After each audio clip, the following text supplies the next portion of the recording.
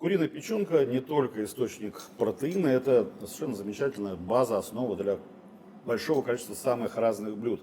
Ну, конечно, главное из них это паштет из куриной печени, просто приготовляемый при должном тщании и при умелом использовании сопутствующих компонентов. Это очень деликатесное блюдо, которым можно даже себя удивить, что, в общем, всегда приятно. Сковорода, немного оливкового, к примеру, масла. Помните, что масло в данном случае это не просто горюче-смазочный материал, но еще элемент вкуса. Это масло окажется впоследствии у вас в тарелке, у вас в паштете, и оно, соответственно, должно быть достаточно высокого качества. Нарезанный лук. В луке содержится само по себе достаточное количество сахара, чтобы карамелизоваться, но ускорим этот процесс, просто-напросто добавив в лук немного сахара. И начинаем пользоваться ароматическими добавками. Первое и важнейшее из них это вино или коньяк. Любой интересный по вкусу, аромату, слабоалкогольный или сильно алкогольный напиток. Теперь вся эта история будет развиваться следующим образом. Мы на среднем огне томим этот лук. Время от времени добавляем жидкость, например, это вино, и перемешиваем, ожидая, когда наконец лук приобретет необходимую нам консистенцию. Кроме лука, прекрасной ароматической добавкой в паштет является апельсин. От апельсина нам понадобится, во-первых, цедра. Это, собственно, главный источник цитрусового аромата. Цедру мы добавляем вот сюда же в лук.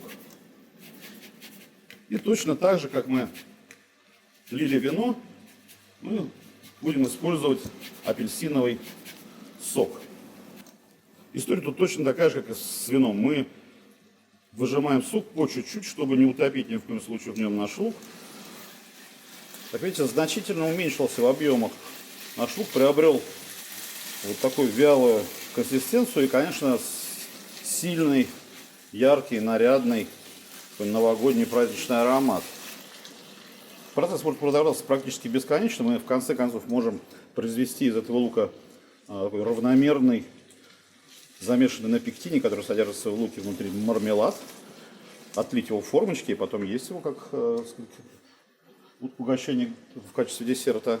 Но мы не будем доходить до этой стадии, мы чуть-чуть подсолим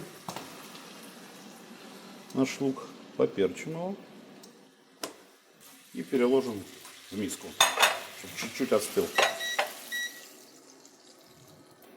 Возвращаем сковородку обратно на плиту, делаем огонь чуть-чуть пошустрее.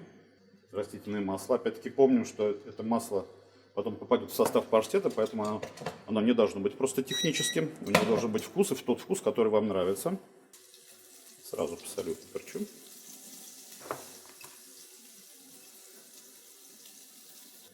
И отправляем на сковороду печенку. Постарайтесь сделать так, чтобы не было слишком большой толчии. Все-таки какие-то зазоры между кусочками печени на сковородке должны оставаться, иначе она будет жариться, а не вариться. А нам важно именно обжарить печенку, чтобы она покрылась сверху корочкой. Эта корочка вкус, который мы сейчас, собственно, путем обжарки придаем. И мы прожариваем печенку ровно до самой минимальной готовности. Ни в коем случае не пережаривая, не пересушивая. Пережаренная печенка приобретает резиновую текстуру, ну что нам, в принципе, не очень важно, поскольку мы будем это разбивать блендером, но главное, она приобретает еще и резиновый и горьковатый привкус. А этого нам совершенно в наших задачах и целях не нужно. Итак, еще раз немного соли и перца. Печенка должна получить свою дозу апельсиновой цедры, свою дозу вина, небольшую. Ну, даже свою дозу апельсинового сока. Итак, ни в коем случае, как мы помним, нельзя это пересушивать дело. Вполне готов. Сейчас дадим чуть-чуть остыть. Соус, довольно густой соус, видите, там тоже засиропился достаточным образом. Соус чуть сейчас уляжется, бурление пройдет, и это значит, что мы сможем, собственно, заняться приготовлением паштета, которое просто до элементарного. Смотрите, мы сделали с вами массу лука. Это лук не только часть паштета, не только составная этого блюда, но и также замечательно к нему гарнир. И гарнир к любому, например, другому мясному, рыбному и сырному блюду. Скажем, вот грамм 200 я положу сюда лука, печенка.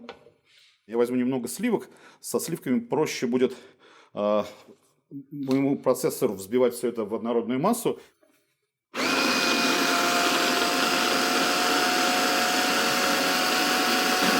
Должны сами решить, какая текстура вам нужна. Чем глаже текстура паштета куриный, тем, конечно же, удовольствия от него больше. Можно еще увеличить содержание сливок в паштете, но лучше, мой совет, взять замороженное сливочное масло и потихоньку, добавляя его, придать ему еще более сливочную, более гладкую, нарядную, даже глянцевую текстуру.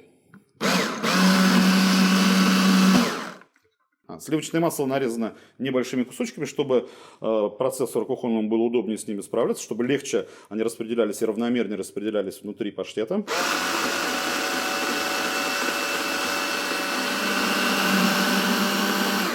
Итак, вот, собственно, и все. Теперь надо только перелить готовый паштет в ту форму, из которой вы будете с удовольствием его поглощать. Конечно, вы можете по собственному усмотрению использовать здесь любые виды вин, соков, специй. Бадьян прекрасно подходит. Вы можете использовать тимьян, розмарин, все что угодно на ваше усмотрение. Дерзайте.